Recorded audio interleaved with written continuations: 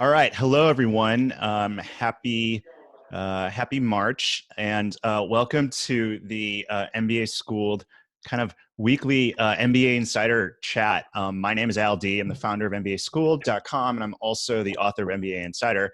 And I'm excited today because I have a couple friends of mine who've joined me just for a chat just about how to make the most of your MBA experience. And not only do they know a little bit about this, but these folks are actually featured in MBA Insider, sharing their own kind of experiences in business school and even beyond. And I thought it would be great to grab them on the Zoom today because making the most of your MBA experience is important, I think, no matter when you're in business school, but just given everything going on right now with COVID-19, it adds a different layer of complexity and challenge in many kinds of ways. And I'm sure that many of you are probably feeling a little bit of that, which is definitely tough. We definitely feel for you, and we definitely want to help in any way that we can. So I'm excited today to kind of have some of these folks here who are going to kind of share a little bit about their experience, but also to give some of their own thoughts about how you might be able to make sure that you make the most of your MBA experience, fully knowing none of us have ever experienced this before. So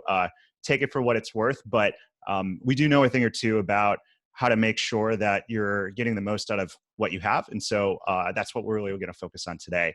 So I guess just to start, and I'm just going to start with how it looks on my screen here, but I want to start with Jasmine. So Jasmine, maybe if you could just kind of just introduce yourself, where you went to school, roughly what you're doing right now, and then maybe as just kind of, I don't know, like I always love icebreakers, so I'm just going to start with one. So my icebreaker for you is going to be, what was your high school job?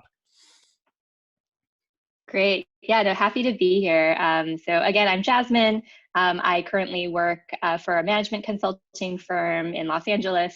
I graduated last spring from the Yale School of Management, where I mostly focused on social impact, education, and consulting. And then prior to business school, worked for 5 years.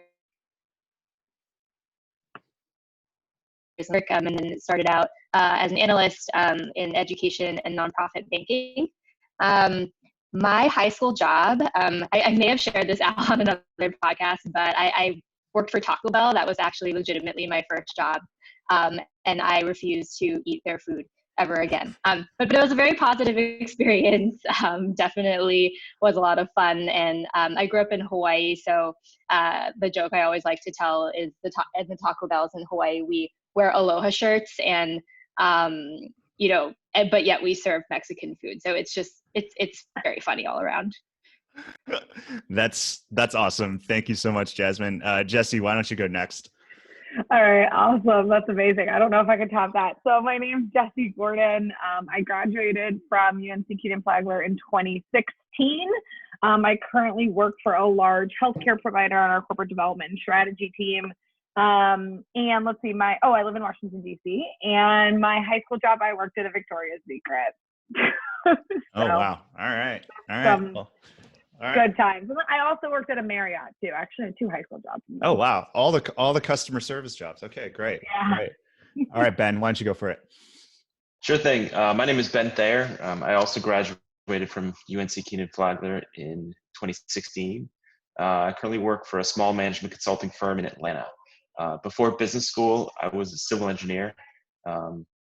And that was actually my job in high school.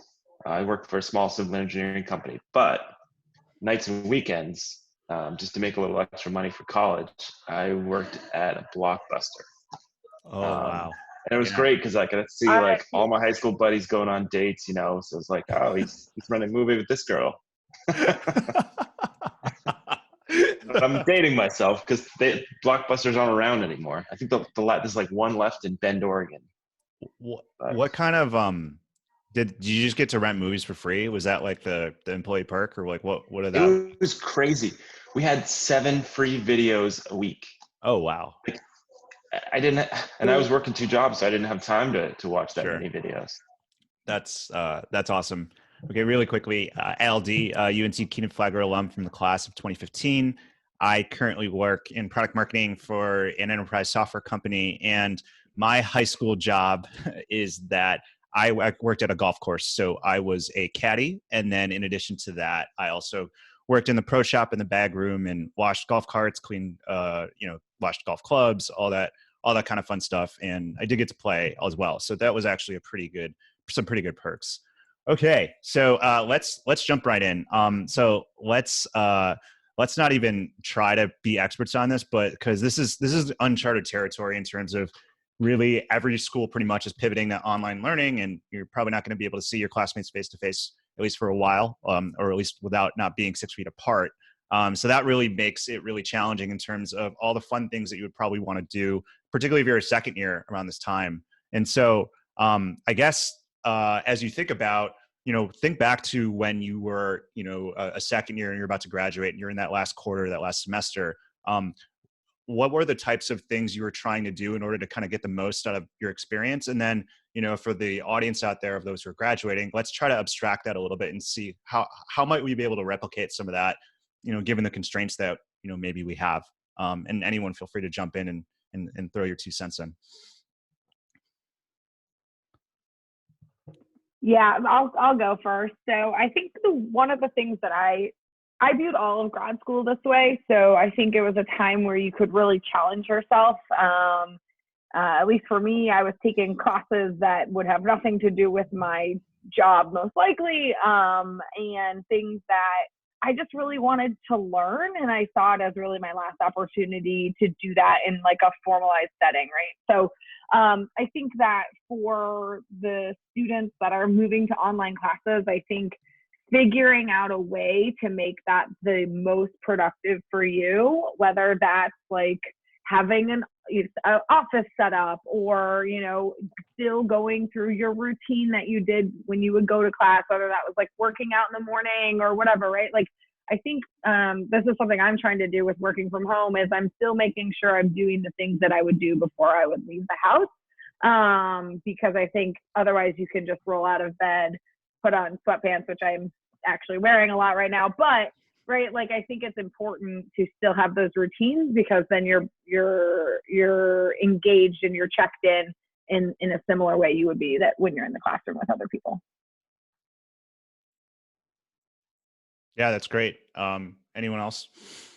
Yeah, I'll add on to this. I think the funny thing is a year ago in my last quarter at Yale, I had actually gotten knee surgery, so I was stuck at home, and which is a little bit in a weird way similar to what folks might be experiencing now. And something that I did is I was really intentional about scheduling time with people to catch up, whether it was maybe, well, in person I could do back then, but maybe it's having like periodic calls with some of your close friends or even your professors, or just like really taking advantage of this time where people are probably even more available than they may have been before, not necessarily in person, but remotely, to being really thoughtful and intentional and reaching out and making time for people just like you would like in business school, but that might take the form of a coffee chat or walking by someone in the cafeteria and just saying hello. I think the intention will go a long way in times like this, and people will be even more willing to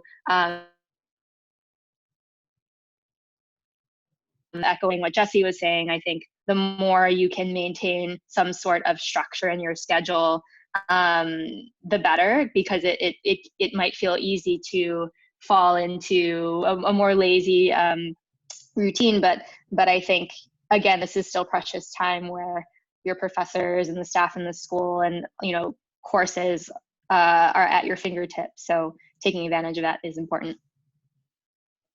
Great. Ben, what about you? What do you think? Yeah, I think there's a bit more pressure to be proactive. Like, for example, some of my coworkers, we had scheduled a ski trip for this past weekend, and the ski trip got canceled. So what we did was we set up a video chat where I said, all right, here are the rules. Video's got to be on, and you've got to be wearing ski goggles. So it's like, you still got to find ways to be proactive, put it out there, and just encourage people to engage. If it's one-on-one, if it's in a group, whatever it is. Because, one of the big parts of getting an MBA is developing that network and developing those connections. So I think if anything, this is a better time to develop connections. If you're the one who's putting yourself out there and you are reaching out and trying to connect with your classmates in new and different ways, everyone's going through this crisis. So if you get through it, when we get through it on the other side, we're going to be able to look back and say, oh, you remember those crazy things we did to try to connect and stay in touch, and you'll remember that for years. So if anything, I think this is a great opportunity to make even stronger connections, but you got to be proactive. Reach out. Yeah, and I think being proactive, I think, is something that really is really, really important, because I think it can be easy to kind of let it fall by the wayside, or wait for someone else to do it. But life is what you make of it. And I think during these times too, the other thing is that when I think it does kind of become a snowball effect to a certain degree. When you start doing it, it kind of sets off a chain reaction of others, right? So you may do something, but then someone else sees like, oh, that's really great. Maybe I can do the next thing. And in many ways, it kind of is it just takes one or two people to really set it off before people start kind of being proactive as well as just you. So you don't always have to be the one to do it. But no, I think all of those are really great. And the way that I always kind of frame it, and I wrote about this a little bit in the book, is that, when you graduate from business school, you want to feel like, because you won't get this experience ever again, that you left it all out there, right? And that you did everything you could in the time that you had, and that there aren't any regrets. And like, sure, there always could be things you could have done more with, or could have done a little bit differently. Or I think in this case, there could always be things that if this hadn't happened, like, would have been really great to do. But this is where we are. And I think just being proactive to make the best of it is going to be like a great first step. So I think, what's probably on a lot of people's minds, whether you're a second year or a first year, is job searching or internship searching. Whether you're someone who is currently looking, or you're potentially worried about the impacts of the offer that you've gotten. And, certainly none of us are economists or, labor experts, but, oh, well, maybe Ben, but no, I'm just kidding. But, I'm definitely not an expert on working, aka labor. For sure. But, knowing what's going on, out there, what are some kind of thoughts or things to think about or consider, for those who are kind of in the middle of a job search, in terms of how do you even proceed, or like, how do you even think through this, or how do you even process something like this? Because it's, again, like, it's uncharted territory, but I think we've all probably experienced a little bit of challenge or adversity in our own, searches. So, under that auspice, like, what are some things for people to think about or consider, or respond with? I think that for those who are in communication with employers right now, I think just going back to being proactive, reaching out, HR is obviously thinking about this right now. Like, if we're supposed to hire this cohort of people or bring these people in for the summer, like, they're thinking through this. So I think reaching out in the sense, like, don't be reaching out every day, but like, think about how you want to approach them, be like, I think understanding like what's going on, and how, just asking them, maybe, do they have a plan for interns remotely from the summer? I imagine people are thinking through this right now. So, I know my organization is. So, and also being understanding that there are so many moving pieces right now in every industry, and a lot of things need to, everyone has to figure out how they're going to do this. So I think, dependent on where you are in the job search process, that's really important to be in touch with those folks, because they're probably wondering too, like, are people interested? Are they, even if they can't come to where we are, could they still be an intern, right? So, yeah, I think that's important. So that's one thing I thought of. Yeah, and I'll say, these times are definitely challenging. One way to kind of show your enthusiasm and suitability for the job, like, be adaptable. Whatever situation you're asked to take on, just go for it with gusto.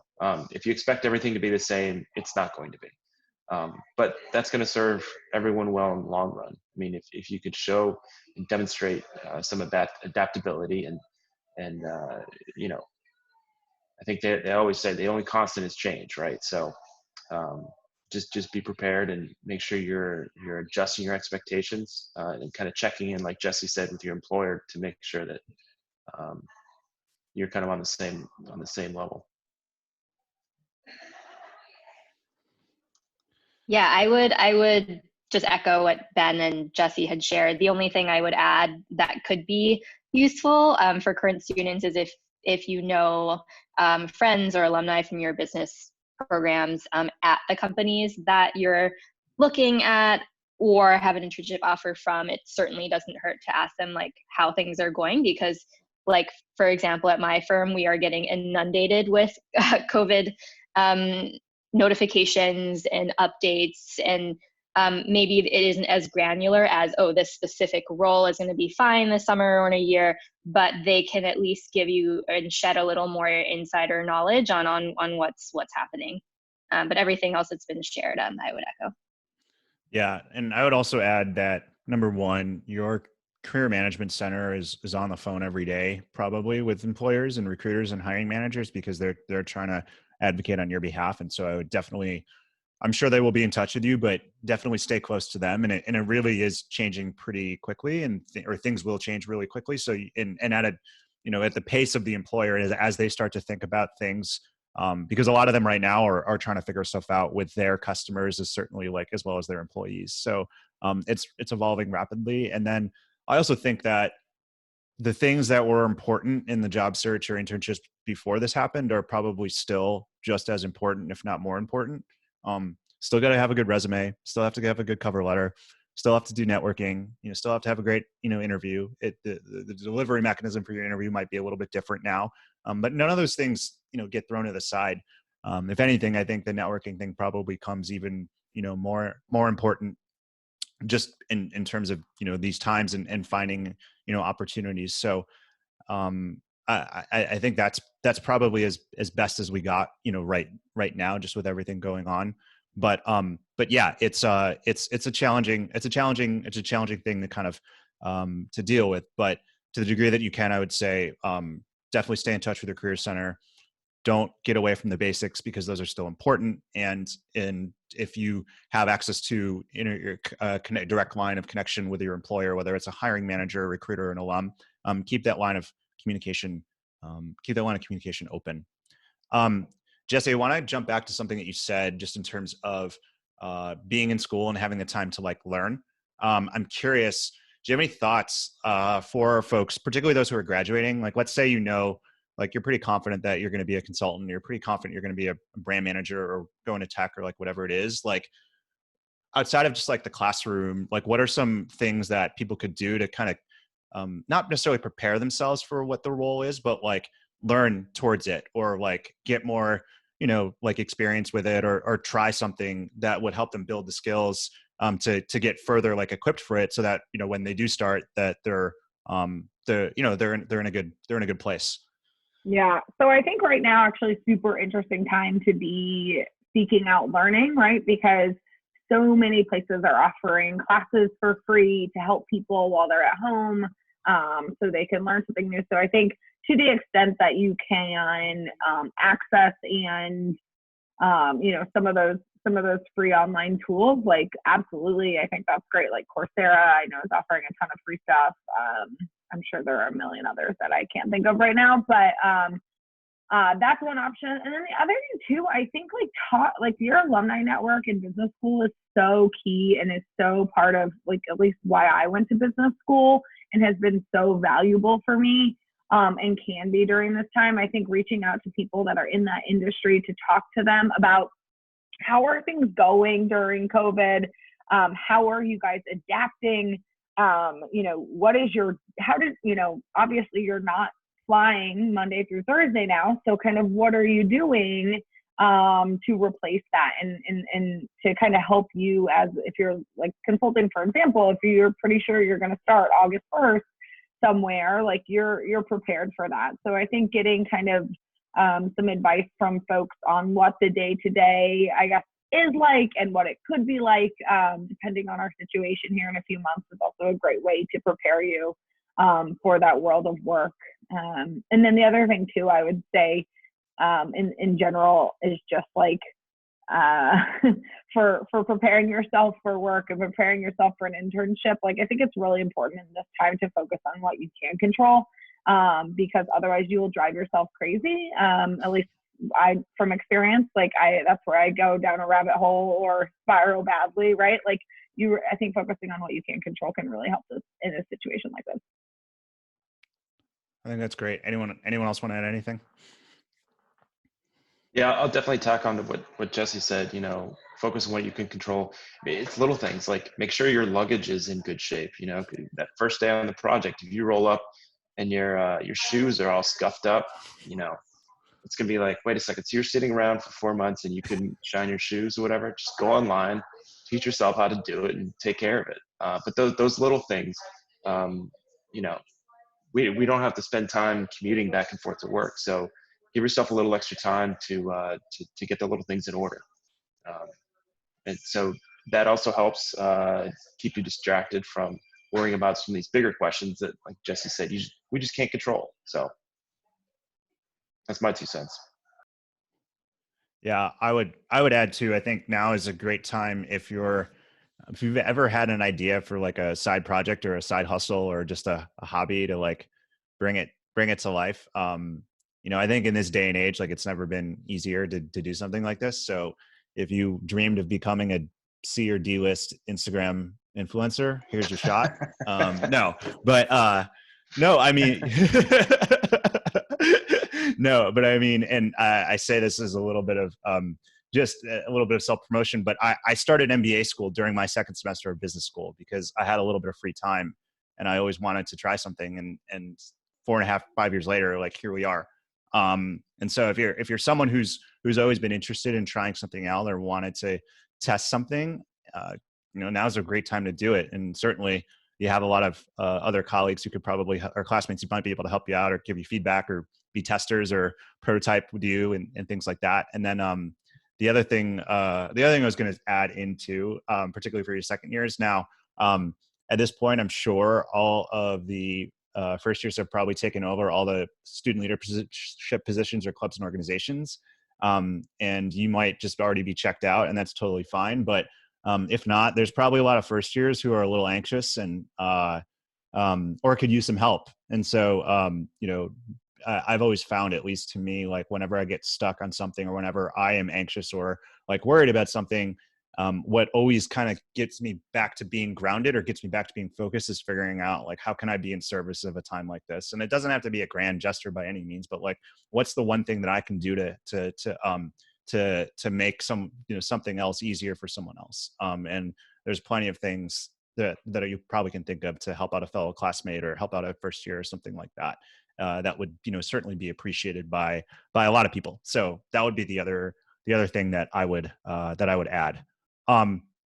So I want to talk a little bit, just to go a little bit further on this job search thing or internship search thing. I think we've all been through it, and we've all probably had times of just being like overwhelmed or just stressed or just anxious about it. And it's very real. It's a very real feeling. And I think that just gets exacerbated in a time like this when there is so much uncertainty. And so if you have any thoughts or guidance around like, when you've had to deal with that and how you were able to kind of work through that or process that, because it's certainly, particularly, in school, but also outside of school, right? As some of you who have had to search for jobs, like it's a full-time job on top of your job, which can cause a lot of, consternation, but just would love to maybe unpack a little bit of, how do you manage that stress or that anxiety or that concern in a positive way?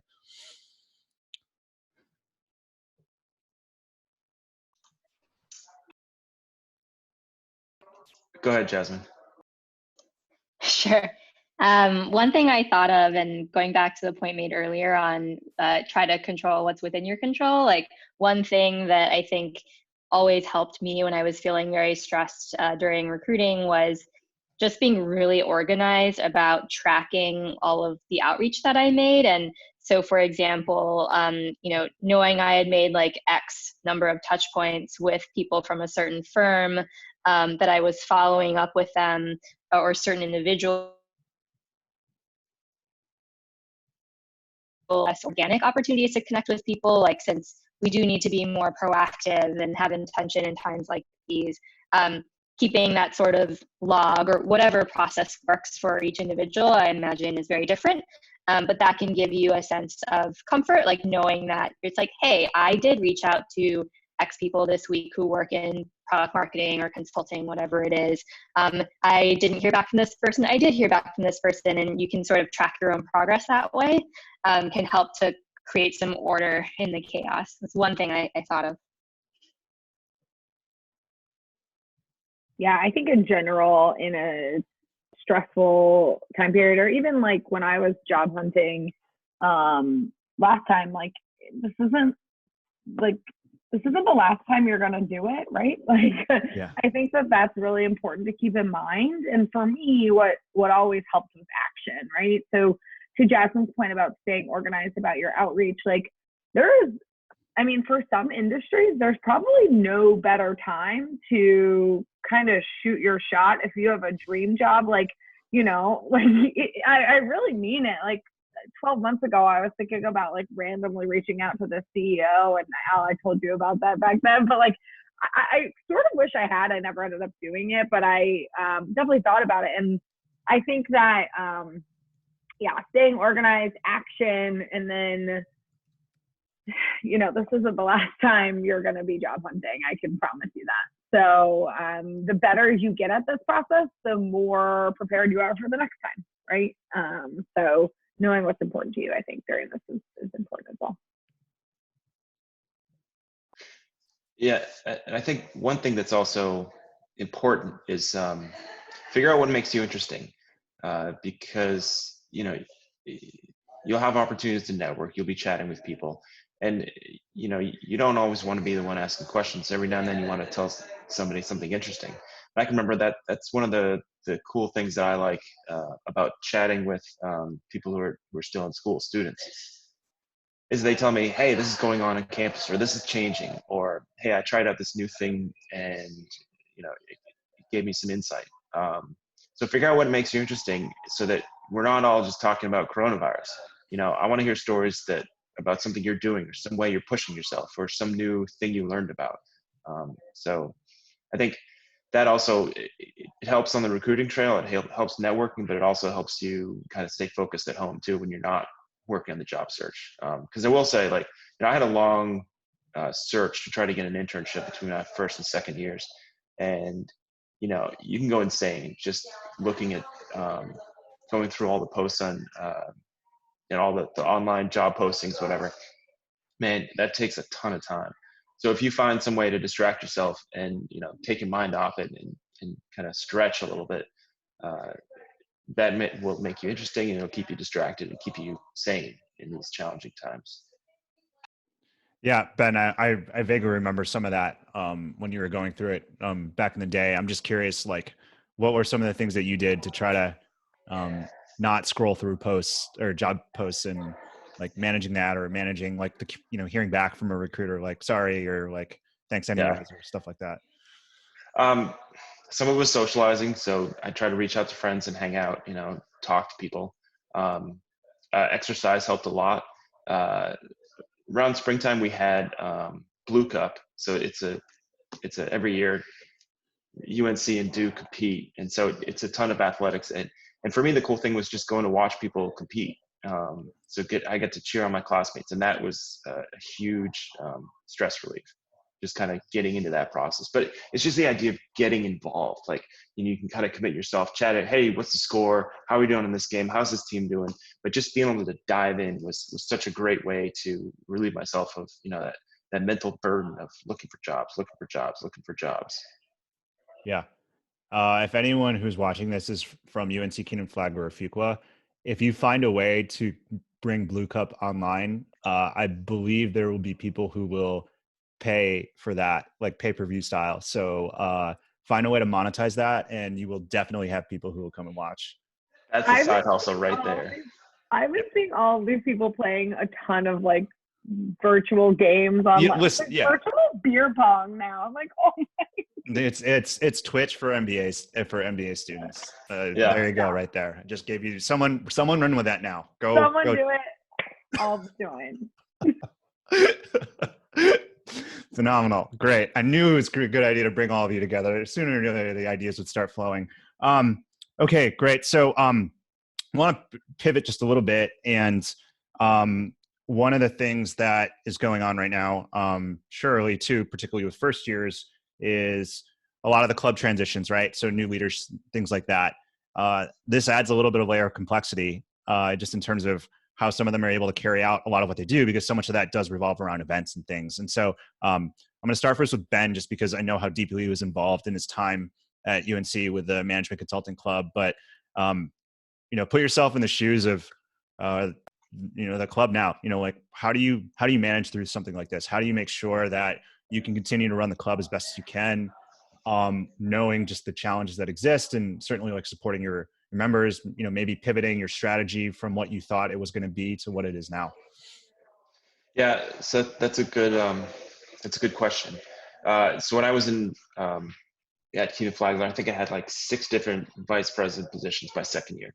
And I was telling people, they're like, "Oh my God, you must be spending so much time on this." And it's like, no. Here's what I did. I said, to each club, I said, "Okay, here's what I'm going to do." And I picked something very discrete and particular. I said, "This is what I want to work on. This is what I want to do." And so it was much easier to kind of manage the workload. So if you find yourself in a position where you're extra committed, that's one strategy. But I will say, like, one of the things that we worked on my second year was trying to put together a website for the consulting club. And that may be something that you want to get involved in, because it does 2 things. One, it gives you that online presence to be able to reach out and connect with people and put forward who you are. And 2, it establishes some continuity. That's a huge challenge for business school clubs, trying to get some continuity year to year, leadership team to leadership team, because after 2 years, everybody turns over and you lose a lot of that institutional memory. So if you think there's something that you guys did really well, write it down, make a slide deck, or spend some time creating content and pushing stuff out onto your website so that you can really provide some color around who you are and who you want to be, who you want, what do you want the future to look like for your club. No, fantastic. That's exactly what I was looking for. Jasmine, Jesse, any thoughts? Yeah, I would add on to what Ben was sharing. I think it's such a great idea, like now that folks have maybe a little more time when they're at home to actually formalize and codify processes. I think that's so huge. And when I think of the clubs I was involved in that were really strong, so our consulting club being one, is they just had so many resources. They'd centralized in like a portal where they had, decks upon decks and information that had been passed down from past years. And now is the perfect time, like, because people always put that off because it's like, oh, it'll happen, and they prioritize in-person meetings, which are great, encasing in person, etc. But I think the more of that really precious knowledge that gets passed down and doesn't have to be replicated is so key. And something I just thought of as well while Ben was speaking was, I was a case team leader in our consulting club where we would, help prep maybe 4 to 6 first years when we were second years for the recruiting process. And I could see how it would be really valuable to like create a really like intentional schedule where, it's like, hey, every week let's spend an hour and a half on a webinar or web chat just like this one, and behavioral together, and creating some sort of scope and sequence. Like, I think there's a lot of opportunity to use the remote connection or phone calls or what have you to keep people engaged and give them, something to stay busy and still marching towards the same drum with the goals of the club.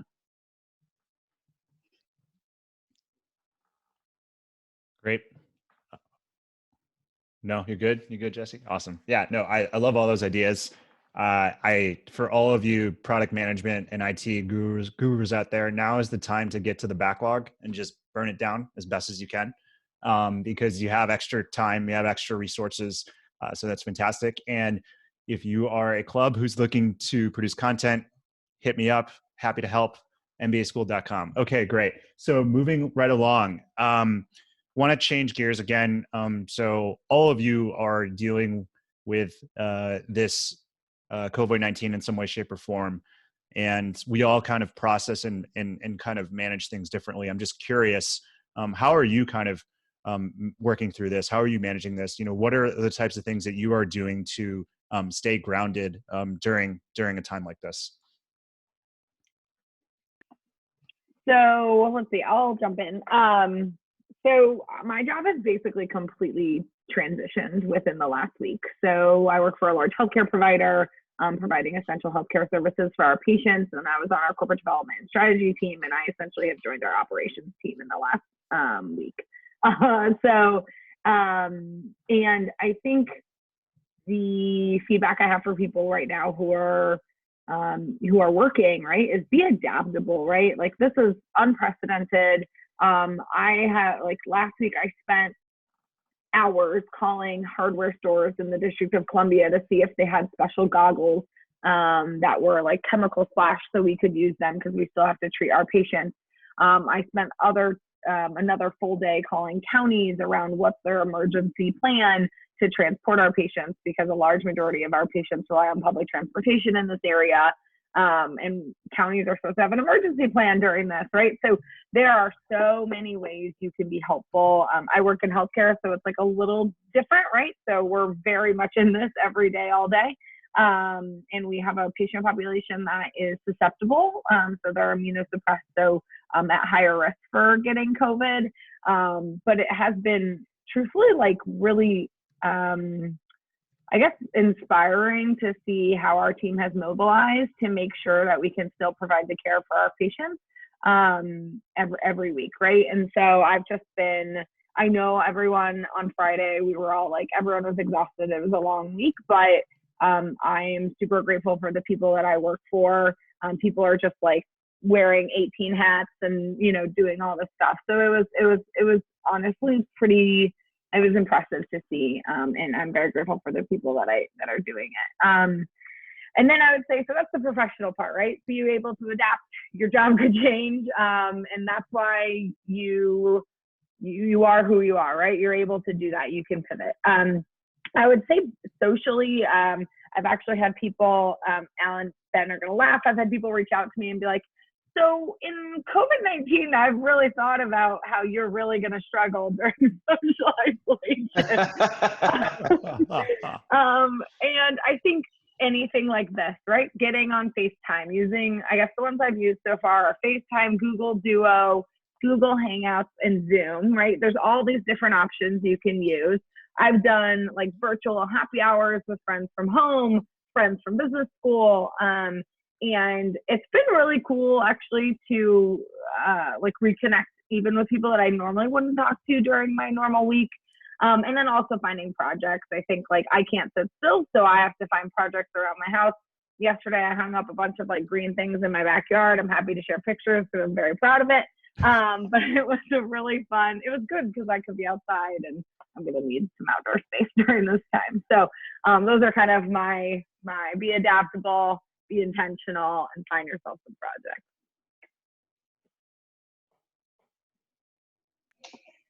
Yeah, I'll share one little tip. I always like to support local business, but when you're on the road so much with consulting, it's hard to figure out like who these local businesses are. So I've started making lists as I walk around the neighborhood just to get some fresh air of who these local businesses are that I want to support. So when we kind of get through this, the next few months, like there's a frame store down the street, and I've got a few things I want to get framed. It's like, yep, I'm definitely going to see them. But I'm taking advantage of being local for a while to really explore my neighborhood and understand who my neighbors are. So that's just one small way that I've been trying to deal with from 6 feet away, right? Yes, of course, from 6 feet away. Yes. Yeah. What about you, Jasmine? Yeah, I would say for me, and trying to see the silver lining in things, there are a lot of positives actually. So for anyone who's listening to this who is going to start a job that requires a lot of travel, or it's actually been quite nice to slow down a little bit and not be stuck in line at TSA all the time and working from my hotel room, and to actually I have so much more time in my day and my week to allocate towards work and my personal life, and also getting to see my partner a lot more. I'm working out every morning. Like, I think there are a lot of positives to be had. And then in terms of, to Jesse's point about being adaptable, I think it has been a bit of a shift in that I'm used to being like, and so we are, as a firm, are trying to get better about using like internal collaboration tools that maybe we weren't as keen on using before, because we would just literally turn around and just talk to each other. So we're using like an internal Slack-like platform and trying to get better at that, and realizing too that you do have to get sharper on your communication when it's written versus in person, using video chat as much as possible. So, again, being adaptable it is important. And also there are good ways in which to work virtually. There are some good practices there. So we're all trying to get ourselves up to speed on that. And there's lots of great content that for companies that do work remote, I'll learn from those companies. Yeah, I think those are all great. I would add a couple. So in the work side, I mean, for me at least, we've been working remote now for 2 weeks, and I'm on a team that has always had a couple people who have worked remote. And so for them, it's business as usual. But for the rest of us who went to an office, it was a little bit of a transition, and it definitely gave us a little bit more of an appreciation of what they were going through every day, particularly the extroverts on my team, which there are quite a few. And so I think that overall, though, it's been really positive. Everyone's been super supportive. And I think that is one of the things that I take away from this. When people ask sometimes, like, what are some good skills to have, is like being in the workplace. And I've always said, like, one of the most underrated skills you can have is just being a good teammate. And I think during times like this, like, so many of my teammates have really stepped up for each other, just because we've all known just how challenging this time is. And so to the degree that you can do that, I think, and learn how to be a good teammate, like that's like an awesome thing, and something that people will want to have you around for. And so that's something that I know I've always tried to do, but even more so during this time.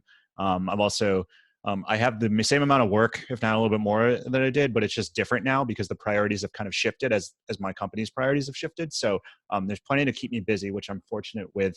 And then the other thing that's definitely been happening a lot more, my team definitely has the cutest babies and animals. And so being able to see them on calls and things, it just adds like a little bit of levity and a little bit of humanity to the workplace, which we had a little bit of before for sure, but just adds more of it, which I think is a nice and a pleasant and welcomed surprise. I would say, just in terms of like staying grounded personally, I mean, all the things that everyone said about being an extrovert. It's funny, I literally had this conversation with both Jesse and Ben before this. Like, as extroverts, like, this has been a really challenging time for all of us, but all the different collaboration tools to stay in touch with people. I've always kind of been someone who's always tried to do that. And so I'm glad in some ways that I've been used to doing that, because I'm just naturally kind of doing more of it. And then, like, I think that as someone who is active on social media, I've just also learned to kind of turn it off when I need to. I mean, I try to stay in the loop of what's going on, but I do try to turn it off, because it can kind of it can kind of control you to a certain degree. So, being informed, but also, stepping away when you need to, I think also kind of helps. So I guess one of my last questions I have for all of you, there's a lot of people have a lot of free time right now, and certainly there's a lot of great books, podcasts, Netflix shows, etc., to kind of, or Hulu, whatever, to kind of kill the time. I'm curious if you have any suggestions or must reads or must sees, particularly for an MBA audience. I'm just going to throw it out there that we're all just assuming that everyone's already watched Love is Blind, so that one doesn't count. But outside of that, for an MBA audience, what are the books? What are the podcasts? What are all the things that people can kind of read just to continue to stay curious and have a little bit of enjoyment? I'm not recommending this because it hasn't started yet, but they're doing a Love is Blind quarantine pod in I saw that. All my friends are like, Jesse, you should sign up. But I was like, no. But anyway, yeah. So you can like Venmo someone $5 and you get access to the Facebook group, and there's like this person setting it up. Anyway, if you're in DC or moving to DC, You might get a taste of the weird dating scene that is here if you watch that. So I was a huge Love is Blind fan, and I don't watch reality TV, so I love that you brought that up. I just watched American Factory, which is I think it won an Oscar for Best Documentary, and the Obamas produced the documentary. And I thought it was really great because, without giving anything away, it was an impartial take. And I think documentaries oftentimes will try to take a stand or a certain side. And I loved that. And for those who aren't familiar with it, it's about a Chinese company that opens a factory. Topics MBA graduates, because it's about like organizational culture and obviously, you know, intercultural communication. But that was a good one that I'd recommend. So I'm a terrible person to recommend Netflix. I really don't watch much TV, but I love to read fiction. And I'll say, if you haven't read Tana French, In the Woods, start there. It's fantastic. It's a series of novels. They take place in Ireland. It's a really, really interesting character study. And it's a really interesting study of how two people can work together and the challenges that they might face. Lately, I've been reading a bunch of stuff by F. Paul Wilson, Repairman Jack novels. I don't know. It's like a little bit of fantasy. Kind of helps me take my mind off stuff. That's been my technique. Just dive into a book about just crazy stuff. It has nothing to do with the reality that we're facing. It's a good one. So I'll throw a couple in and then make obviously a shameless plug at the end. So I just read Bob Iger's The Ride of a Lifetime. So he's the chairman of Disney, former CEO. Really fantastic book about his journey from working as a production assistant in ABC News all the way up to chairman and CEO of Disney. And as an exec, I mean, he just seems like, he's pretty much, most M&A deals fail. And he's pretty much had four, maybe even like huge successful acquisitions in terms of Pixar, Star Wars, Marvel, and then we'll see what happens with 20th Century Fox. But it was a fantastic book, and I can't claim to know a ton of CEOs, but I know a few. And he just seems like a really well-grounded, like exceptional leader who treats people with humanity and dignity. And so I think it was a fantastic. I read it in like 2 days because it was just a really, really interesting read. So I definitely would recommend that for sure. I'm kind of lame, so I tend to stick with nonfiction, but I'm going to give a plug to another podcast by someone I know, Jenny Blake's Pivot podcast.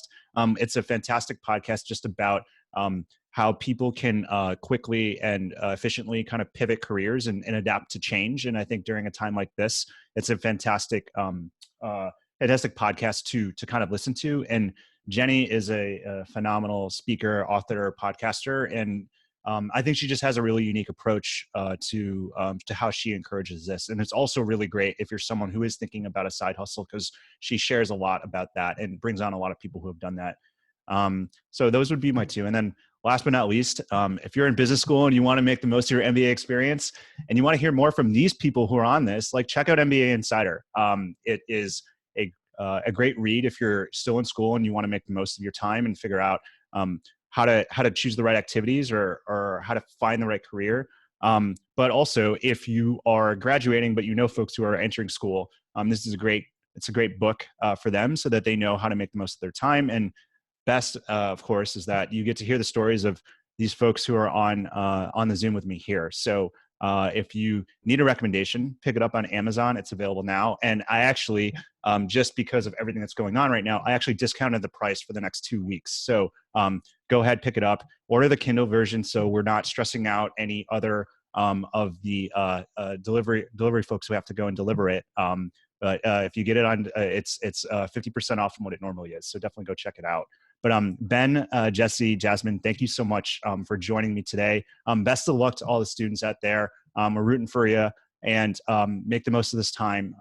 The things will get better eventually, but just stay with it and truly try to make the most of these next couple weeks.